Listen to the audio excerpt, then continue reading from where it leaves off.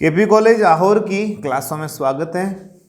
प्यारे बच्चों, आप कितने प्यारे देख लो, है ना, कि हम पढ़ रहे हैं नागपति वियोग खंड।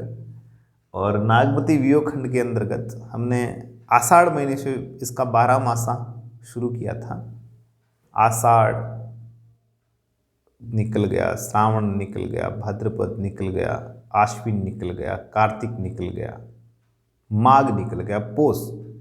पोष कौन सा? पूस की रात पढ़ा था ना आपने, कहानी पढ़ी होगी मुंशी प्रेमचंद जी वाली, है। पूस की रात में कौन है जिसके आसपास में कहानी घूमती है? हल्कू। हल्कू की पत्नी का क्या नाम है? आप अपनी कॉपी में लिखो और फिर मिलाना, मैच करना, मैं ही थोड़ी बताऊंगा। उस कुत्ते का क्या नाम है वो भी लिखो। पूस जाड़ थर थर तन कांपा। अब पोष महीने का वर्णन है। पूस जाड़ थर थर तन कांपा, सूरज जाई लंका दिसि चापा। बिरहे बाढ़ दारुण भासियु, कंपी कंपी मरो लेउ हरि जीयु। कंत कहाँ लागो ओई हीरे, पंथ अपार सूजने नीरे। सोर सपेती आवे जूड़ी, जानऊ सेजी हिमवंचल बूढ़ी। चकई निसी बिछुरे दिन मीला, हो दिन राति बिरहे कोकिला। रेनी अकेली सात नहीं सखी, कैसे जिए बिसोई पंखी। बिरह संसारन भयु जनन जाड़ा, जियत खाई ओ मुए न चाड़ा।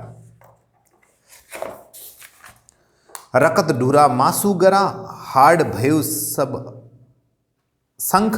धनी सारस होई ररी मुई, पीऊ समेटू पंख। है ना।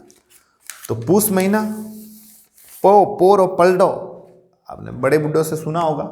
अब मैं भी कोई अमेरिका का नहीं हूं और आप भी कोई विदेशी नहीं है, स्थानीय है। मैं भी आपके आसपास के गांवों का ही हूँ, कोराना से हूँ, है ना, कोराना गांव से ही हूँ। तो जो आप मेरी लैंग्वेज है वो विशेषकर आपकी भी है, ठीक है। वैसे की वैसे आप स्थानीय भाषा में आप तो ये शब्द बोला आसपास में आपने सुने होंगे, स्थानीय पर बड़े बुढ़ों से सुने होगा। पोर और पलटो मतलब पो महीने की जो सर्दी है बहुत तेज होती है। पूस जाड़ थर थर तन कांपा। और पोष महीने की सर्दी के कारण नागमती कह रही कि पूरा शरीर वो थर थर कांपने लगता है। सूरज जाई लंका दिशि छापा, और ऐसा लगता है कि सूर्य भी लंका की दिशा में जाकर के छिप गया है। लंका कौन सी दिशा में? भारत के। तो लंका तो इधर है, ये हिमालय, इधर लंका, इधर राजस्थान, और इधर वो पूर्व वाला हिस्सा। तो लंका तो ऐसा लग रहा है कि सूर्य भी दक्षिण में जाकर के छिप गया है, अर्थात दक्षिणायन हो गया। दक्षिणायन, सूर्य जब दक्षिण में जाता है तभी तो अपने यहाँ पर ठंड पड़ती है, और सूर्य वापस उत्तरायण में आता है तब वापस गर्मी शुरू हो जाएगी, और नीचे दक्षिणी गोलार्ध में सर्दी हो जाएगी। ज्योग्राफी में आप पढ़ेंगे इसको। तो ऐसा लग रहा है कि सूर्य भी दक्षिण में होकर दक्षिण दिशा में जाकर छिप गया है। बिरहे बाढ़ दारुण भासियु, बिरहे बाढ़ दारुण भासियु, कंपी कंपी मरो ले हरि जीव। और ऐसा लग रहा है कि विरह की बाढ़ से, बाढ़ आ रही है वो भी किसकी? विरह की। उससे जो सर्दी है वो और भी भयानक हो गई है। सर्दी तो लगी रही थी, सर्दी ऋतु में अगर बरसात हो जाए तो सर्दी डबल हो जाती है ना, तेज। तो विरह की बाढ़ आ गई और उसमें ऊपर से ये सर्दी, तो उफ मारेगे सांप, ऐसा नागमती कह रही है। और जिसके परिणाम स्वरूप विरह की बाढ़ आने के कारण दारुण भासियु, शीत जो सर्दी है वो तेज और खतरनाक हो गई है। और कंपी कंपी मोर लेउ हरि जीव, और कंपा कंपा कर मेरा हृदय है वो, मेरा मतलब मन है वो अंदर से टूट कर मैं मरी जा रही हूँ कि मैं क्या करूँ, स्वामी आ जाइए, ऐसा वो कह रही है। कंत कहाँ लागू ओ हीरे, पंथ अपार सूजे नहीं नीरे। कंत यानी स्वामी, पति, कह रही है कि मेरे स्वामी न जाने कहाँ हैं, मेरे स्वामी मेरे पति हैं वो न जाने कहाँ हैं। यदि वे मेरे पास होते तो मैं क्या करती? कंत कहाँ लागो ओई हीरे, अगर वो मेरे पास में होते तो मैं उनके गले से लिपट जाती, और गले से लिपटने के कारण उसके बदन की जो गर्मी होती उससे मुझे सर्दी नहीं लगती। और पंथ अफार सूझ नहीं हीरे, परंतु मैं तो रास्ता में देख रही हूँ पर मुझे कुछ भी दिखाई नहीं दे रहा है वो कब आएंगे। कौन? रतन सेन, उनके पति। कहाँ गए हुए हैं वो? हीरामन तोते के वर्णन के अनुसार वो सिंहल द्वीप गए हुए हैं। सौर सपेती आवे जूड़ी, जानू सेज हिवंचल बूढ़ी। और ऐसा लग रहा है जो बिस्तर है मेरा, शेज है, शैया है, शैया पर चढ़ते ही जो सफ़ेद चादर है, जो बेडशीट, वो ऐसा लगती है कि मुझे जैसे चूड़ी सी सड़ आती है। लिखा हुआ ना, जानू सेज हिवंसल बूढ़ी और शोर सपेदी आवे जूड़ी। जूड़ी का मतलब होता है दर्द, ज्वर, और सफ़ेद ऐसा जो सफ़ेद चादर है उसके ऊपर चढ़ते ही मुझे ज्वर सा आ जाता है। ऐसा लगता है कि मानो पूरा जो शैया है, पूरा जो बिस्तर है, पूरा बेड है, वो बर्फ में डूब गया है, इतना ठंडा हो चुका है। अर्थात उस बिस्तर पर, मेरे बिस्तर पर गर्मी होनी चाहिए थी इन सर्दियों के दिनों में, पर वो गर्मी नहीं है और ऐसा लग रहा है कि पूरा बिस्तर ही ठंडा हो चुका है। आगे कह रही है कि चकई निसी बिछुरे दिन मिला, कि रात गुजर जाने के बाद में तो सुबह तो चकवा पक्षी भी मिल जाता है। चकवा पक्षी को श्राप है कि वो रात को नहीं मिल पाते, पति पत्नी दोनों दूर रहते हैं, और जैसे सुबह होती है तो भी मिलते हैं और दोनों बहुत ही रोते हैं। ऐसा सुना है साहब, तो मैं आपको बता रहा हूँ। तो चकई निसी बिछुरे दिन मिला, हो दिन रात बिरहे कोकिला। और वो दिन रात गुजर जाने के बाद में चकवी रात को बिछड़कर दिन में मिल जाती हैं, और परंतु मैं क्या कर रही हूँ, मेरे पास में तो ना तो दिन में तुम हो और न ही तुम रात में हो, तो मैं रात दिन कोयल बन बन करके अपनी विरह वेदना होई दिन राती विरह कोकिला। मैं तो इस विरह में, चकवई तो रात को बिछड़ने के बाद सुबह मिल जाती है, पर मेरे पास में तुम ना तो दिन में हो ना रात में हो, इसलिए मैं पूरे दिन और रात कोयल बन करके पीयू पीयू पीयू पति पति पति करती जा रही हूँ। रैनी अकेली साथ नहीं सखी, कैसे जिए बिसोई पखी। और आगे कह रही हैं कि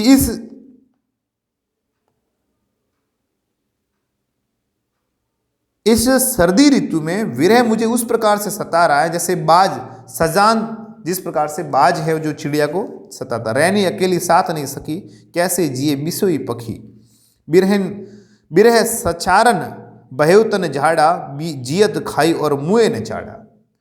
और जो सर्दी है मुझे जिस प्रकार से, बाज होता है ना, बाज वो क्या करता है, झपट्टा मार के चिड़िया को मार देता है। जिस प्रकार से चिड़िया को डराता है, उसी प्रकार से मुझे भी ये सर्दी सता रही है। और मेरा मन कर रहा है कि जिस प्रकार से बाज झपटे मार मार के चिड़िया को व्याकुल कर देता, दुखी कर देता है, उसी प्रकार से मुझे भी, मैं भी इस सर्दी में बहुत ही दुखी हो रही हूँ।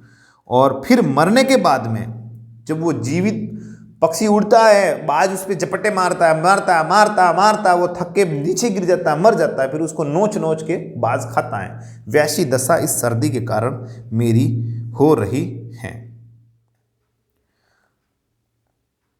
और इस प्रकार से आगे कह रही हैं कि रकत ढूरा मासू गरा, हाड़ भयव सब शंख, धनी सारस होई ररी मुई, पीयू समेटी पंख। तो ये कह रही हैं कि उसी प्रकार शीत भी पद्मावती को जीते जी तो व्याकुल कर ही रहा है, पर लगता है मर जाने पर भी उससे पीछा नहीं छोड़ेगा। यहाँ पे पद्मावती नहीं है साहब, यहाँ पर नागमती है। विरह में उसका रक्त आंसू बनकर ढल गया। रकत ढूरा आंसू मरा, आंसू गिरा, जो खून है वो आंसुओं की तरह नीचे गिर रहा है। और मांस गल गया, हड्डियां सूखकर शंख हो गई है।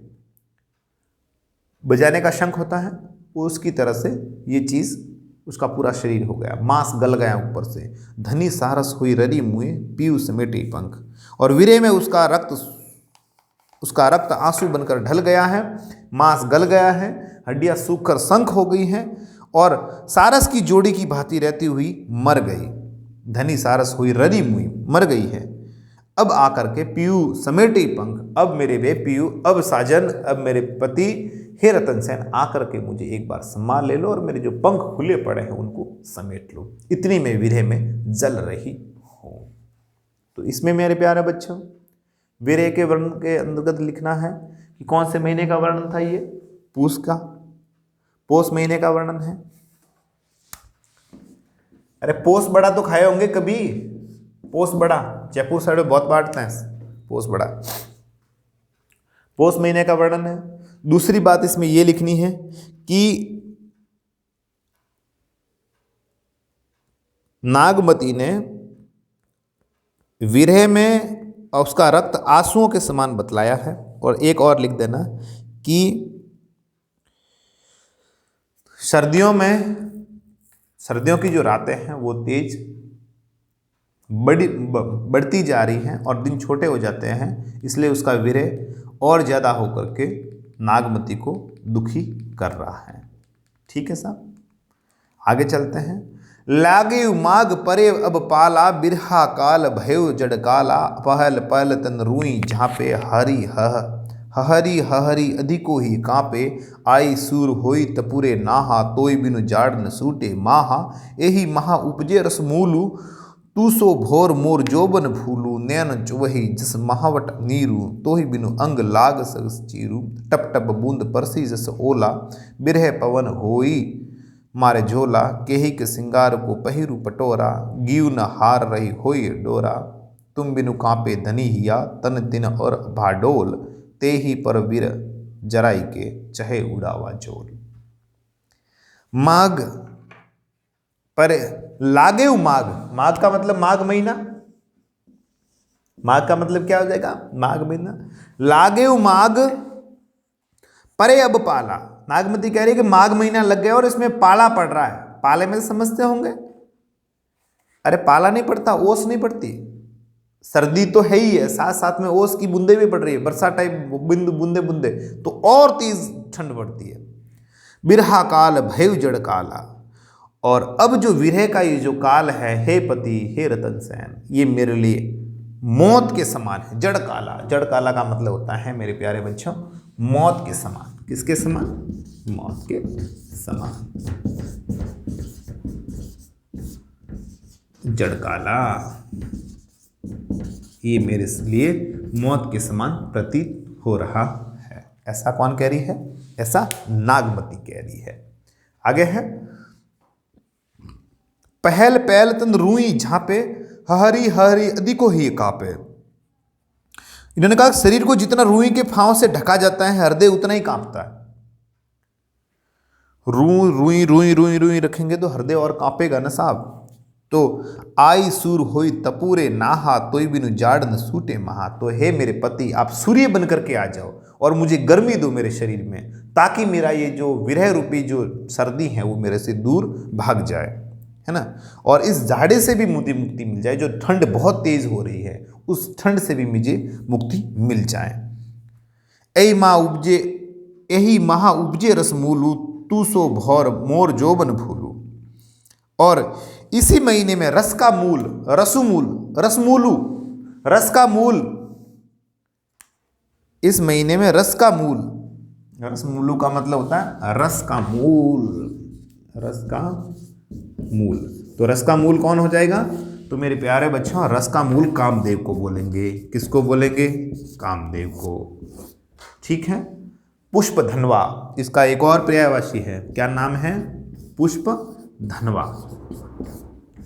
तो रस का जो मूल है अर्थात जो कामदेव है वो, हाँ, रस का मूल कामदेव उत्पन्न होता है, जो बसंत में वनस्पतियों पर फल रूप में प्रकट होता है। और तू सो भोर मोर जोबन फूलू, और मेरे यौवन रूपी फूल पर रस लेने वाले तुम तो भौरे हो, शीघ्र ही चले आओ। नैन सुबह जस महवट नीरू, मेरे आंखें इस प्रकार से पानी निकल रहा है, आंसू निकल रहे हैं, जैसे माघ की वर्षा का जल, उस जल से मेरे क्षीर सदस्य सरकंडों में आग लग गई है। नैन छुवे जिस महवट नीरू, यानी पानी, तो ही बिनु अंग लाग सर चीरू, और तुम्हारे नहीं होने कारण से, और उसमें एक प्रकार से चीर, यानी कपड़ों में जिस प्रकार से सरकंडे जलाते हैं। सरकंडे का मतलब क्या होता है,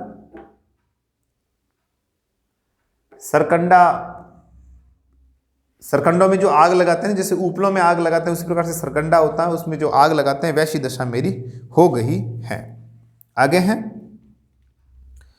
भाव यह है कि उससे शरीर जलता है और वस्त्र बाण से लगते हैं। शरीर तो पूरा जल रहा है और ये जो पूरा शरीर, वो जो हैं वस्त्र हैं, वो बाण से लग रहे हैं। टप टप बूंद पर ही जस ओला, बिरहे पवन हुई मारे झोला। और बूंदे हैं वो टप टप कर ओलों के समान गिर रही, ओला गड़ा पड़िया ओलों के समान गिर रही है, और विरह पवन हुई मारे झोला, और विरह रूपी पवन बार बार से इधर से उधर उमड़ घुमड़ रही है, इधर से उधर बह रही है, जिससे मेरा जो विरह है वो और तेज हो रहा है और मुझे वैसे और जाड़ा लग रहा है और सर्दी लग रही है। केहिक सिंगार को पहिरु पटोरा, गीउन हार रही होई डोरा। अब किसके लिए श्रृंगार करूं, कौन पटोरे पहने। पटोरे एक बच्चों मेरे, कई के सिंगार को पहिरु पटोरा। पटोरा का मतलब होता है एक आभूषण है, गहना है, आभूषण है। स्थानीय भाषा में जैसे अपने बोलते हैं ना, जैसे अपन वो नाम ले लेते हैं तोड़ो या सड़ा, सड़ा में आप समझते होंगे हैं। अब सड़ा ही अपना स्थानीय नाम है। इस आभूषण को अगर आप उड़ीसा में जाकर के कहेंगे कि सड़ा लावना है मोरे काकी सारे, तो अब उनको थोड़ी पता है कि सड़ा क्या है। तो उसी प्रकार से पटोया करके कोई आभूषण है। क्या है ये? आभूषण है जो अपने पति के लिए पहना जाता है। तो टीका पहनती है ना लड़कियां शादी होने के बाद में, तो वो भी एक श्रृंगार का आभूषण है। तो उसी प्रकार से ये भी है। तो अब मैं किसके लिए पटोया पहनूं? अब मेरे गले में हार नहीं है। गीउन हार रही हुई डोरा, गीउ यानी ग्रीव, ग्रीव का मतलब होता है गला, तो गले में मेरे हार भी नहीं है, क्योंकि गीउन हार रही हुई डोरा, तुम बिनु कांपे धनी हिया तन तीऊ तिन ऊर भाडोल। अब मेरा शरीर भी बिल्कुल पतला हो गया, इसलिए मुझे गले में हार पहनने की जरूरत नहीं है। नागमती कहती है कि हे स्वामी, तुम्हारे बिना बाला सूखकर हल्का होकर तिनके के समान हो गए, तुम बिन कांपे धनी हिया तन तिन ऊर भाडोल। बिल्कुल तिनके के समान मेरा शरीर हो गया है, इतना पतला हो गया। तेही पर विरई जराई के छय उड़ावा झोल, और उस पर ऊपर से इस तिनके से बना हुआ शरीर को ये विरह रूपी अग्नि जलाकर उसकी राख भी उड़ा देना चाहती है। तेही पर विरह जराई के, उस पर ये विरह जला करके चहे उड़ावा झोल, मेरे राख को भी उड़ाना चाहता है। इसलिए मेरे पति इस महीने में आप जहां पर भी हैं चले आइए, मैं अकेली विरह में जल रही हूं। ऐसा कौन कह रही है? नागमती कह रही है। कौन कह रही है? नागमती। ठीक है साहब, अनुप्रास अलंकार भी इसमें हो जाएगा।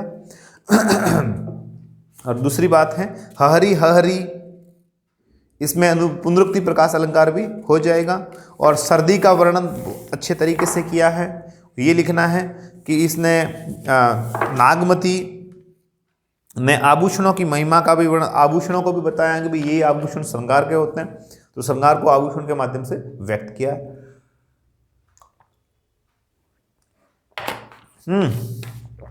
आगे बढ़ते हैं। फागुन पवन जकोरा बाहा छोगुन,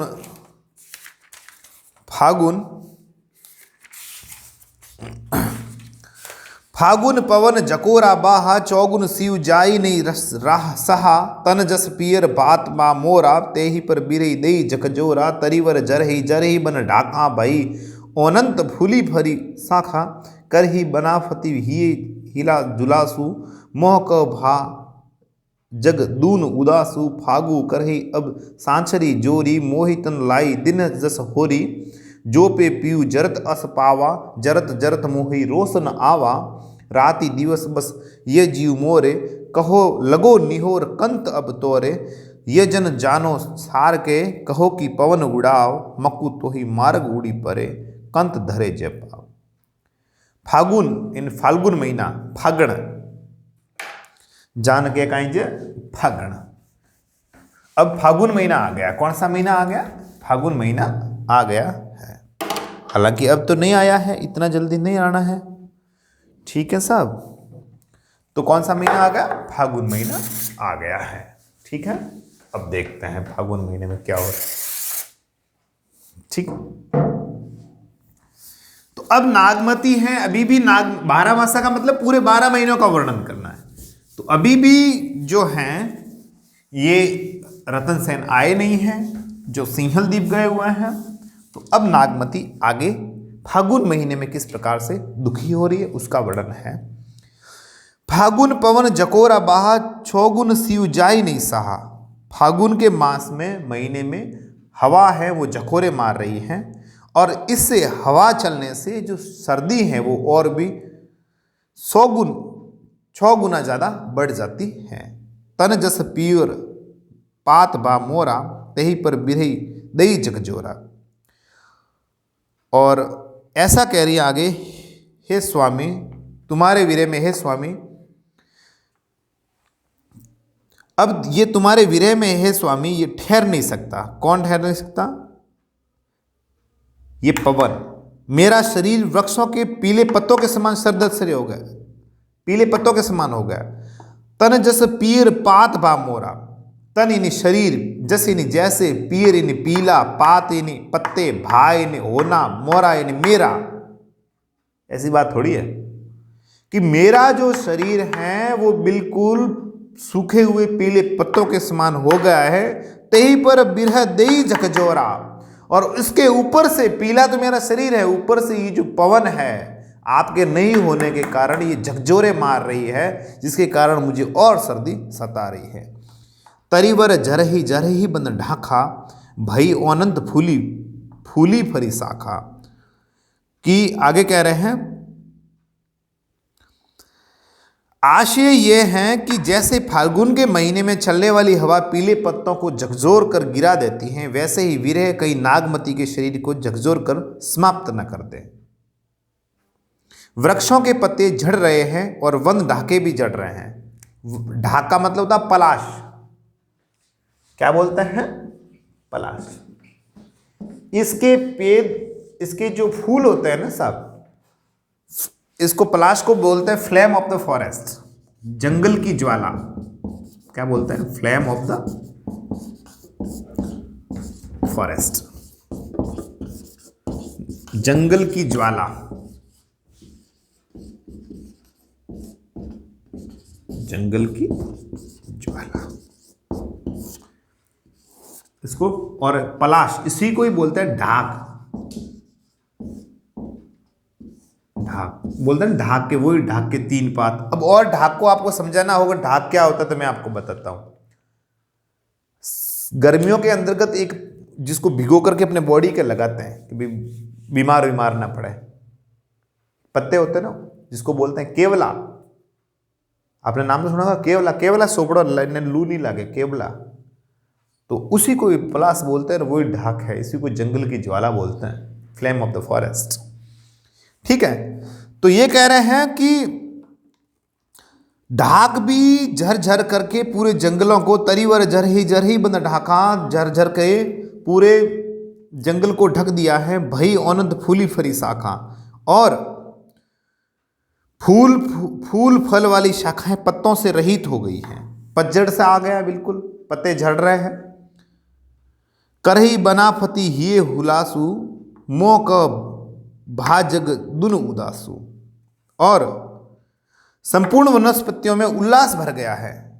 करही बनाफति ये हुलासु, बनाफति का मतलब वनस्पति, ये यानी हृदय, हुलासु यानी हुलसना, उल्लसित, उल्लास आना उनके अंदर। मोह क भाजग दून उदासु। और ये आगे कह रही है कि सभी झड़ गए हैं पेड़ पौधे, संपूर्ण वनस्पतियों में उल्लास भर गया है। उनके उल्लास के प्रतीक नव पल्लव निकल आए, परंतु मेरे लिए संसार दूना उदास हो गया है। हालांकि वो पौधे हैं, उनके ऊपर नए पत्ते आने शुरू हो गए हैं, पर मेरे लिए तो और ज़्यादा उदासी के दिन हैं, क्योंकि आप यहाँ पे नहीं हैं। फागु करी सब चांसरी जोरी, मोहितन लाई दिन जस होरी। अब सांचर जोड़कर फाग गा रहे हैं, अब सब लोग फागुन के गीत गा रहे हैं। इस उत्सव में मेरे हृदय में विरह अग्नि इस प्रकार धूधू कर जल रही है, मानो मेरे शरीर के अंदर होली जल रही है।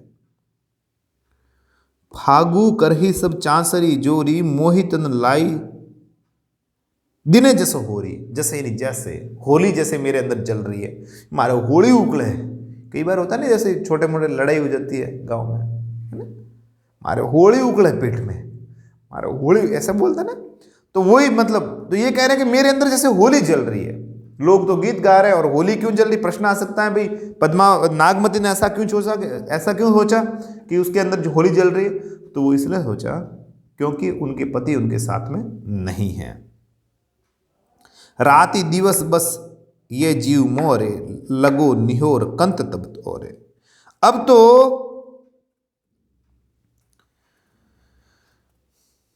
अब ये कह रहे हैं कि रात दिवस बस ये जीव मोरे, लगो निहोर कंत अब तोरे। रात दिन मेरे मन में यही है कि हे प्रीतम, मैं तुम्हारे किस प्रकार काम आ सकूं और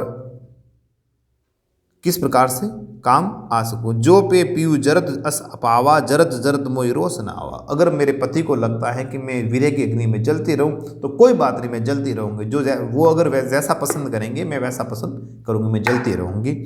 और अब मैं रात दिन उनके विरह में जल रही हूँ। ये तन जारो छार के, कहो कि पवन उड़ाव, मकू तो ही मार्ग उड़ी परे, कंत धरे जपाव।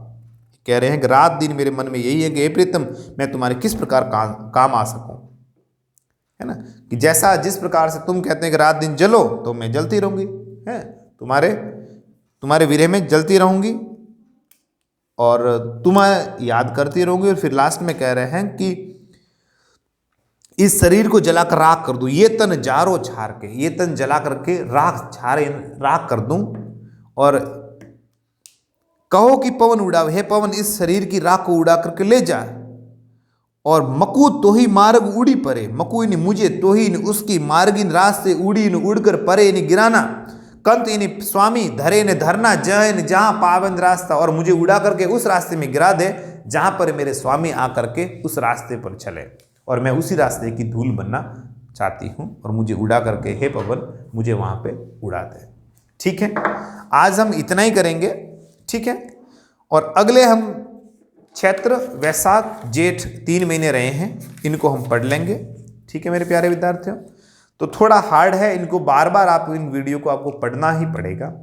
अगर समझ में नहीं आता तो इनको रोक करके बैक में जाइए, फिर पढ़ लीजिए। यूं नहीं कि एक वीडियो आज देख लिया और फिर 10 दिन बाद में देख लिया, फिर 20 दिन बाद में देख लिया, तो ऐसा मुमकिन नहीं है। ठीक है ना, कंटिन्यूस इन वीडियो को पढ़ते रहिए।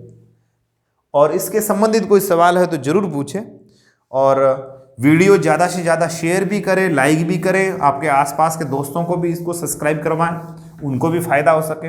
हमारा केवल उद्देश्य यही नहीं है कि केवल आप ही पढ़ें, नहीं, आपके दोस्त हैं जो पढ़ना चाहते हैं, जो हिंदी पढ़ना चाहते हैं, उनको भी जरूर कहें कि वो इसको पढ़े।